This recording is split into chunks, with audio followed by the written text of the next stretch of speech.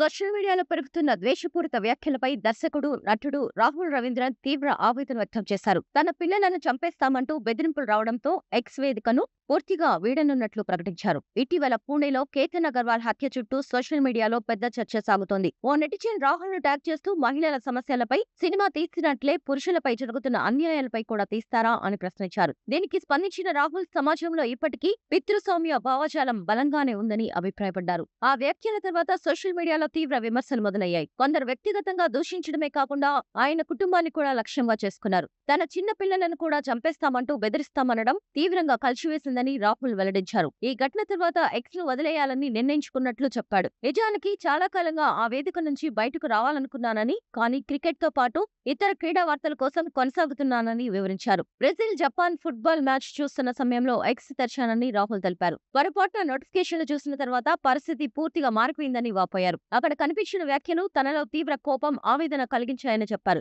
ఆ వ్యాఖ్యలు చదివిన తర్వాత తాను మారిపోయిన తీరు తనకే నచ్చలేదన్నారు. ఏ సోషల్ మీడియా వేదికకు తన మనసుపై అంత ప్రభావం చూపే అవకాశం ఇవ్వకూడదని భావించానన్నారు.